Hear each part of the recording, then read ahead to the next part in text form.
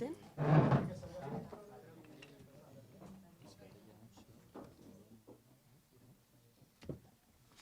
Yo creo que tengo todo. Vale. Bueno, muy buenos días, tardes y hasta ahora. Gracias por estar aquí, a todos los medios de comunicación y a los que nos están viendo por su interés. Comenzamos esta rueda de prensa y quiero presentar a las personas que nos acompañan. Presidente del Cabildo, Sergio Rodríguez, a la directora insular de la Administración General del Estado, doña Ana de León, la jefa de Protección Civil del Gobierno de Canarias, Montse Román, al director de extinción, Rafael García, del Cabildo Insular de La Palma, al coordinador de la HEIRIF del Gobierno de Canarias, Miguel Ángel Martín, al subcomisario de la Policía Canaria, Javier Melián, y al alcalde de Tijarafe, Marcos Lorenzo. Después de las reuniones de coordinación que hemos tenido a lo largo del día de hoy en el puesto de mando avanzado, bajo la dirección del consejero de emergencias, don Manuel Miranda, y con la dirección técnica de doña Montse Román y la dirección de extinción de don Rafael García, en el día de hoy, podemos decir que declaramos el incendio estabilizado a las 13 horas en todo su perímetro. La superficie afectada finalmente se determina en 2.900 hectáreas. A lo largo de los próximos días, cuando se haga el perimetraje manual, es decir, el de pie en el suelo, podremos seguramente reducir esta cifra porque quedan bolsas sin quemar dentro de todo el perímetro. Estamos hablando de un incendio que, como saben, se inicia a las 01:05 en el municipio de Punta Gorda, en la zona del Fallar, un incendio interfaz que pasó a nivel 2 a las 7:42 de esa mañana. Se inició con un frente muy amplio en zona urbana y fue avanzando rápidamente con mucho paveseo que se proyectaba a mucha distancia, con viento de 40 km por hora y que provocaba focos secundarios a 150 metros del foco principal. Agravado, además, porque, como decía, era una zona de interfaz. Quiero decir que las mujeres y hombres que han luchado contra este incendio en los distintos operativos y en los distintos días que ha durado esta emergencia, en los 3 frentes, el norte, el sur y en la caldera de Taburiente, han aprovechado cada ventana de oportunidad que ha habido para poder atacar este incendio. El operativo llegó a tener en estos días más de 500 efectivos terrestres al día, llegó a tener además 11 medios aéreos que, según fuera necesario, iban interviniendo: helicópteros, focas y air tractor, así como el helicóptero Cuco de la Guardia Civil, que permitía labores de coordinación al personal. Los primeros esfuerzos se centraron en las personas, como no puede ser de otra manera, asegurando su integridad y, además, después de eso, en las viviendas. Se evacuaron personas y animales que se dirigieron a 4 albergues situados en Tazacorte y los Llanos de Aridane. Hecho esto, la prioridad del operativo era que este incendio no saltara la LP1, ese era el objetivo. Y allí donde lo hizo, en muy pocos puntos, se controló rápidamente. En todo momento, esos puntos fueron vigilados para evitar que pasara a otras zonas por debajo de la LP1 hacia la costa. El incendio se da además por estabilizado en todo su perímetro porque ya no tiene frentes activos que hagan crecer el perímetro original.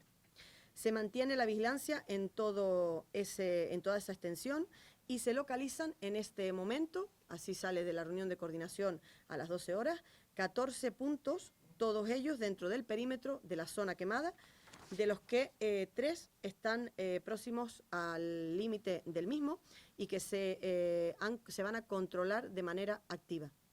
En estos momentos se han enviado equipos de refuerzo de las líneas de control. Estamos hablando de 14 puntos que no entrañan riesgo para que pueda aumentar el perímetro del incendio, pero que hay que controlar. Y cuando decimos puntos estamos hablando de a lo mejor un pino que sigue ardiendo y que podemos ver de repente humo en ese pino, y es porque se está trabajando en él o porque sigue quemando dentro de lo quemado. Además, se están centrando los esfuerzos de los medios aéreos también en esos 14 puntos.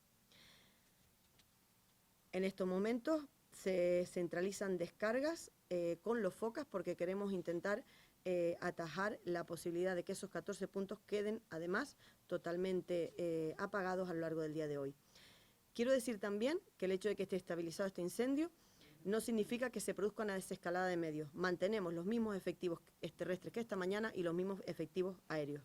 Seguiremos trabajando en esas líneas de control a lo largo del día de hoy y mantenemos el nivel 2 hasta que el incendio quede controlado.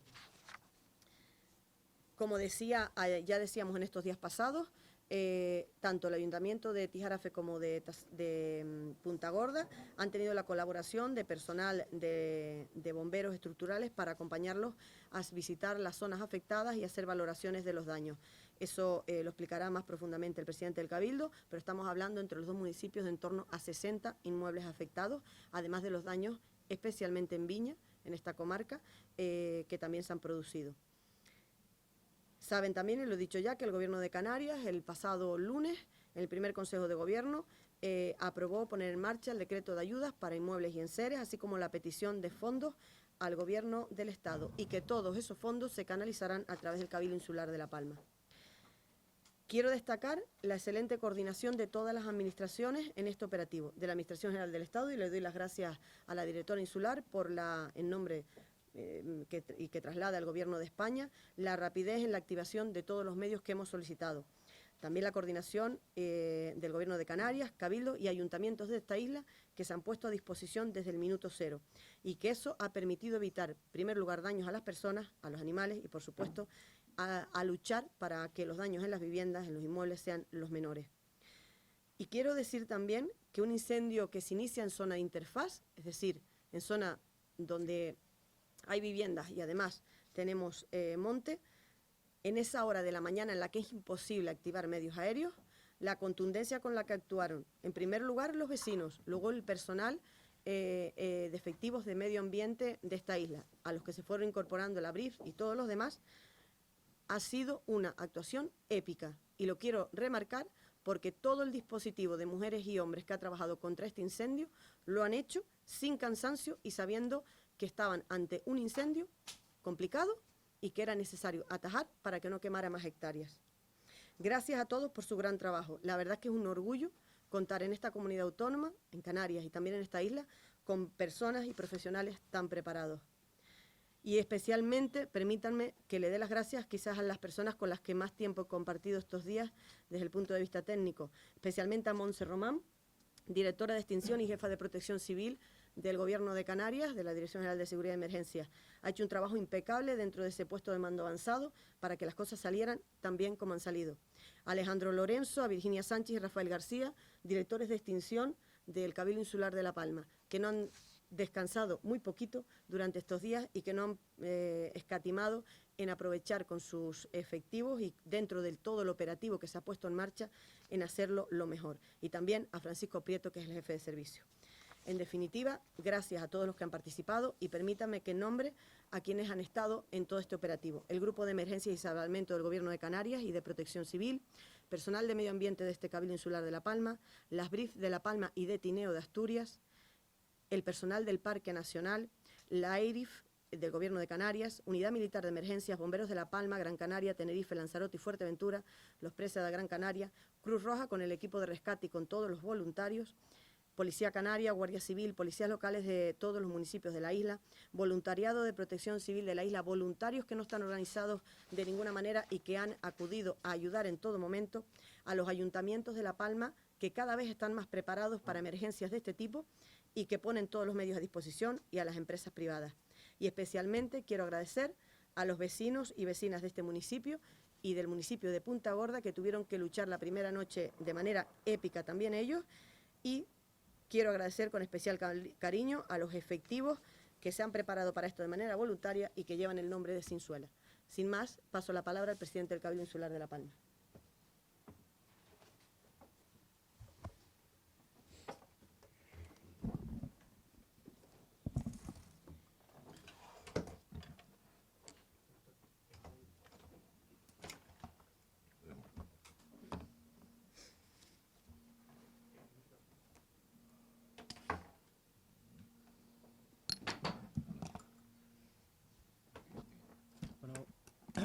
Buenas tardes a todas y a todos. Muchas gracias por estar aquí hoy para dar mejores noticias que en días anteriores. Y bueno, a pasar a complementar una serie de datos respecto a otras informaciones que habíamos dado en días anteriores. Comienzo diciendo que se levanta la evacuación en las dos zonas que habían permanecido hasta este momento, en la hacienda del Cura y también en la parte del barrio, desde el barrio de Jesús hasta la Cruz del Llano, si el alcalde no me corrige. Todas las vías se encuentran habilitadas en este momento. Solamente quiero decir que vamos a mantener cerrada la parte de Taburiente dentro de la caldera por precaución. La gente que va a trabajar a esa zona se mantiene cerrada de momento. En cuanto a los senderos, mantenemos la información de ayer, es decir, se abren todos los senderos, excepto el tramo de GR131 que viene desde el Roque hasta el puerto, los de la caldera, el Barranco de las Angustias y la zona, la comarca noroeste, desde la LP4 que sube al Roque de los Muchachos hasta el Time, y todos los senderos que se encuentran dentro de los municipios afectados. En cuanto a los daños, también se mantienen los datos de ayer, 25 inmuebles de diversa índole en Punta Gorda, 35 en Tijarafe. Aquí tenemos el dato de las viviendas, que son 9. En cuanto a los servicios, en este caso de electricidad, datos de la compañía Endesa, ha habido 170 apoyos, postes que se han quemado, todos de baja tensión, entre 9 y 10 kilómetros de línea. La media tensión no se ha visto afectada. Y bueno, se está trabajando ya con 20 personas de la isla en el operativo para el restablecimiento. Y bueno, lo que me han dicho es que si hace falta reforzar, pues lo harán con personal de otras islas. Y bueno, básicamente lo que quiero comentar también respecto al tema de la emergencia, ayer estuvimos dando una vuelta para conocer el alcance de la misma, por lo menos para tener unos primeros datos, y decir que desde el Cabildo Insular de La Palma pues se va a complementar la ayuda que ya ha puesto sobre la mesa el presidente del Gobierno de Canarias. El Cabildo, con fondos propios, le hemos comunicado a los alcaldes de los municipios afectados por un importe de 1 millón de euros en un primer momento. Quiero aprovechar también para agradecer, lógicamente, a todas y cada una de las personas implicadas en esta emergencia. No voy a nombrarlas de nuevo, ya la consejera los ha nombrado a todos, pero si me lo permiten, especialmente a los ayuntamientos y al personal de medio ambiente del Cabildo Insular de La Palma, y por supuesto también al personal de emergencias, con las personas que han estado a la cabeza.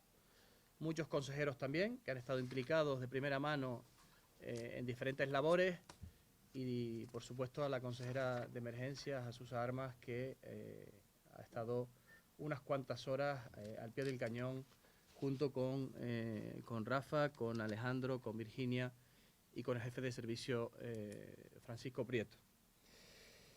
Pues creo que en principio se me queda también, bueno, especialmente también a los cuerpos y fuerzas de seguridad del Estado, al Cuerpo General de la Policía Canaria y también a los policías locales. Por supuesto también a Monse Román, que la conozco también por estas cuestiones y por cuestiones de otra índole, y a la que quiero agradecer nuevamente pues su profesionalidad y su implicación siempre con estas cosas, y a todos ustedes, a los medios de comunicación, que son importantísimos para trasladar la información veraz, real, a todas y cada una de las personas que siempre se mantienen muy pendientes en este caso. Aquí había una emergencia que afectaba a 2 municipios concretamente, pero también otra emergencia que afectaba a algo que queremos todos, que es el Parque Nacional de la Caldera de Taburiente, y la información yo creo que se ha trasladado como hay que trasladarla, de manera veraz, con certeza, y tratando de paliar siempre los bulos que es imposible bueno, muchas veces de hacer que lleguen a la gente. Por eso yo creo que es de justicia remarcar también el trabajo de los medios de comunicación. Nada más, muchas gracias. Sí, ahora tenemos un vídeo preparado que lo van a explicar el director de extinción Rafael García y el coordinador de la GERIF, Miguel Ángel Martín. y nos gustaría trasladar los micros allí para que ellos puedan hacer una explicación de cómo ha sido el incendio. Creo que la mejor manera de entenderlo es que los profesionales cuenten cómo han pasado estos días.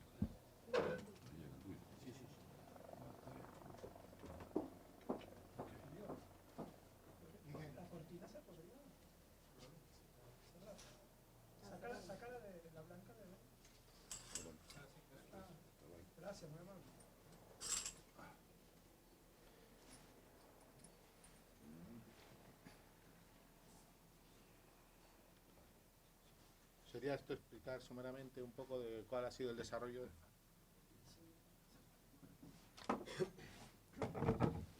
Sería para explicar someramente cómo ha sido el desarrollo del incendio.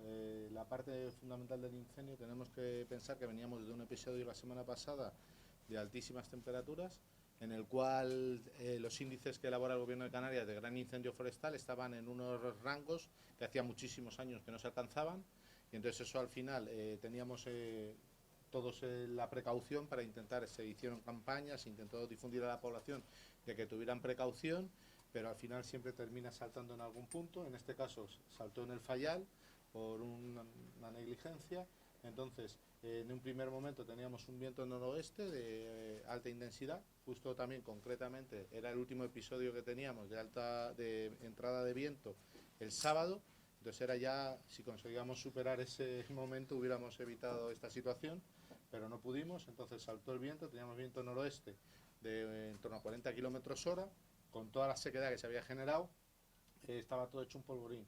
Al saltar el incendio empezó a expandirse, estábamos en la zona propia de interfaz de Punta Gorda, con lo cual las primeras medidas eran proteger en la medida de lo posible tanto viviendas como personas.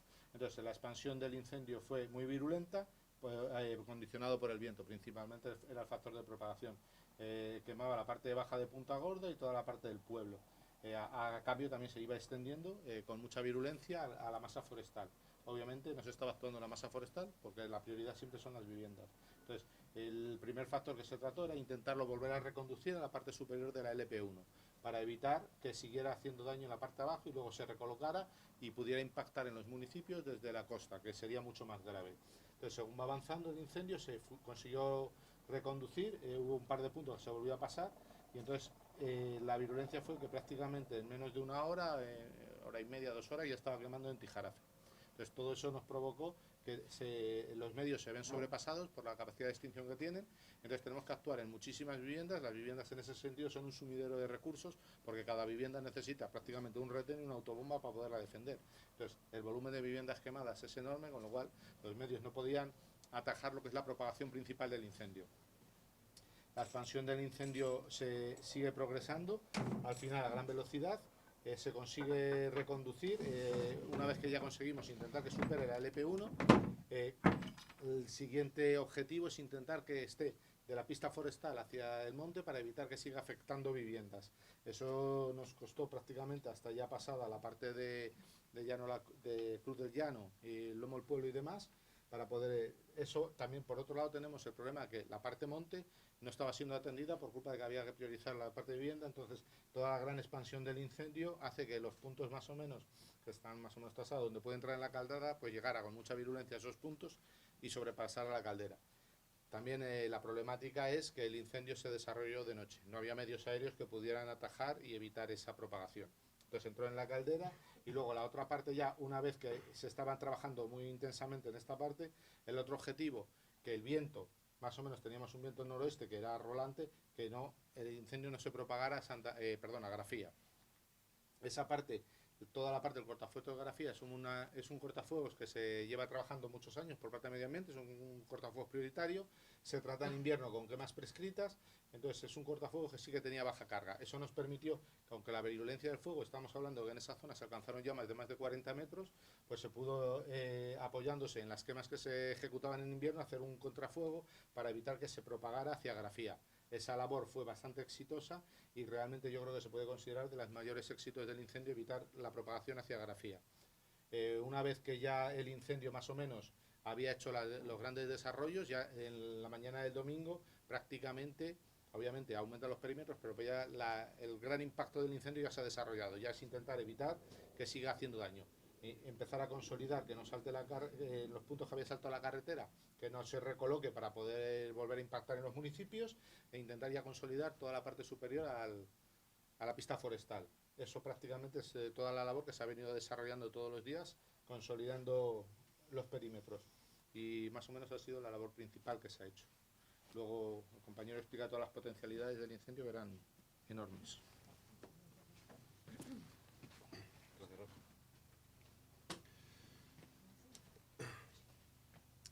Bueno, pues la dirección del plan ha tenido a bien compartir una información que manejamos en el PMA, la dirección de extinción, desde el primer momento del incendio, desde los primeros instantes. Se evalúa el potencial. Estamos hablando de que hemos decidido, la dirección del plan se ha decidido compartir una información que manejamos en el PMA por parte de la dirección de extinción y los cuerpos de intervención desde los primeros momentos, que es el potencial de riesgo a dónde puede ir ese incendio.